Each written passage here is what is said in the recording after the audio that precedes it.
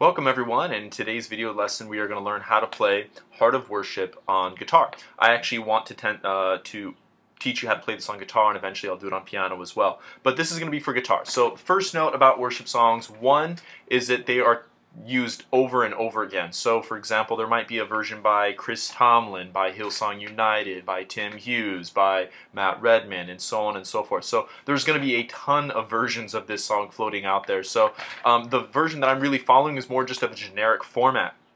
And that's my second point. This is actually the first video that I'm making for worship songs, and what I really want to point out to you is you can really arrange the song however you desire. You do not have to go, well, I play the Tim Hughes version or I play the Matt Redman version.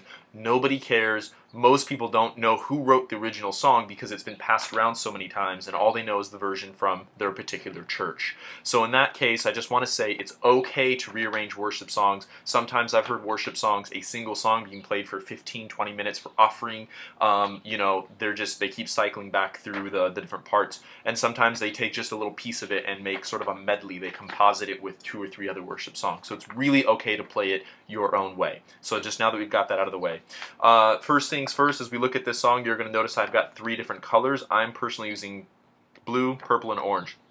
It doesn't really matter. I use the colors to distinguish the parts. If you're more advanced than that, you don't need colors. Great. I like the colors. So the intro and the verse I color as blue because they're exactly the same. The next part that we have is purple, if you can see that, and purple is going to be my pre-choruses. That's its own standalone part. The orange is going to be chorus, and then back down to blue for the interlude and for the verse and all that kind of stuff. So all of your choruses should be orange, all of your pre-choruses should be purple, all of the verses, intros, interludes are going to be blue. Again, it doesn't matter what color you use, but just make sure you keep that sort of color quality consistent. The next thing, let's look at the rhythm over here. This is a split rhythm, which is kind of fun. So you're going to write down, and then there's a comma, down, a comma, a long line which splits the rhythm into 2 different halves.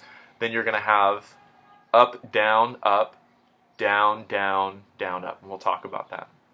So make sure you copy this rhythm written up here for me in the upper right hand corner. Make sure you copy that down correctly so that we can play that rhythm. Okay, so let's start learning that rhythm. Is probably our most important topic.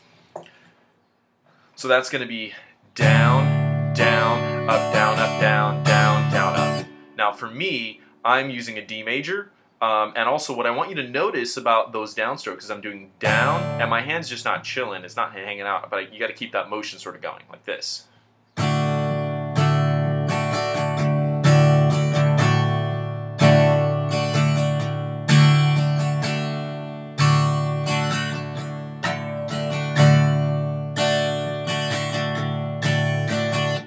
So hopefully you have that. If not, just go back over that rhythm over and over again. That's a pretty popular rhythm. Now the next thing that we're going to be doing with that rhythm is we're going to be splitting it. So that's why the big line, and that basically says this chord is going to get the front half and this chord is going to get the back half. It's not a true 50-50 split. We're splitting it more like probably 30-70. So the front half is only 30% of the rhythm and the back half is like 70%. Here in the verse, what I tend to do is I write the number, the amount of rhythm. So in this case, it's D, A, E minor, A. That's 4 chords, which is symmetrical. We like things that are 4 chords and symmetrical and that sort of thing. So it's just going to be 1 rhythm apiece. So for our verse, we would have 1 rhythm on D, rhythm on A, 1 rhythm on E minor, and a rhythm on A again.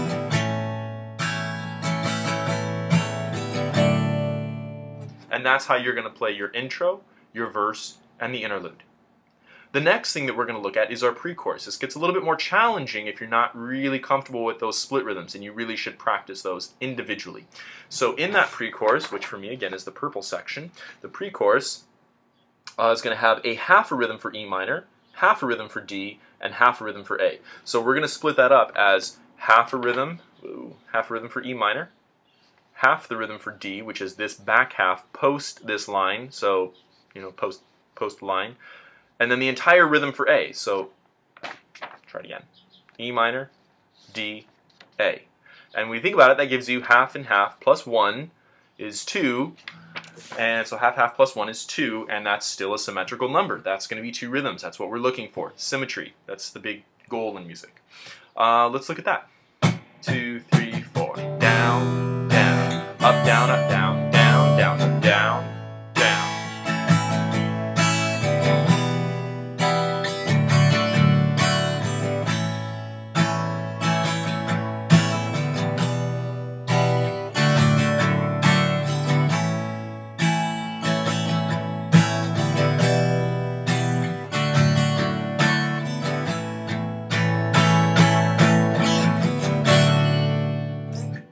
Cool. So hopefully you got that section down. You got to practice that little split rhythm though. That might be a little bit weird. So our verse had 4 chords, so it makes sense that we're going to have 4 rhythms. Our pre-chorus had 3 chords, so it makes sense that we have 2 rhythms, and we kind of split it up a little bit so that we still have symmetry, right? So we still have, you know, 2s or 4s, so some sort of power of 2. Our chorus is going to have 5 chords, really. It says 6, but it's really 5, and I'll show you why.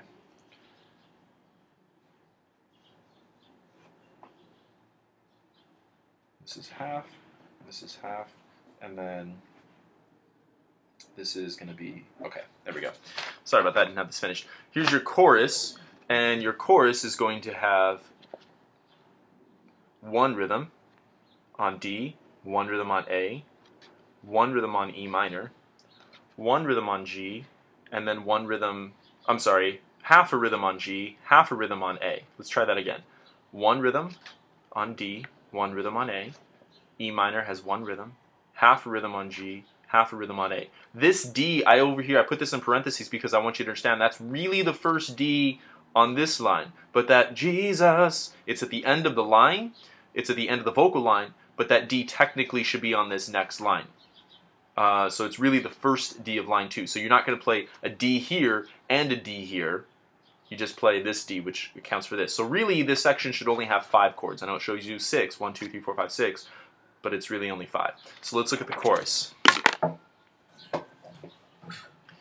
1 rhythm, 1 rhythm, half, and 1 rhythm, 1 rhythm, 1 rhythm, half,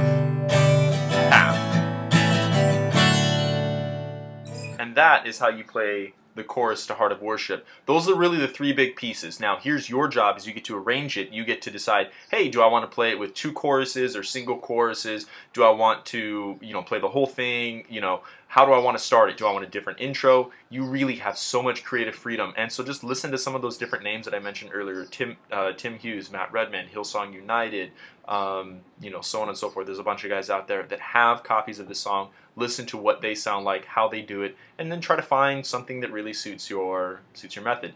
Thank you very much for watching. Please check out the cover that we have of Heart of Worship, as well as rate, comment, subscribe, favorite, share. Let all your friends know this is the new spot for worship. Thank you so much.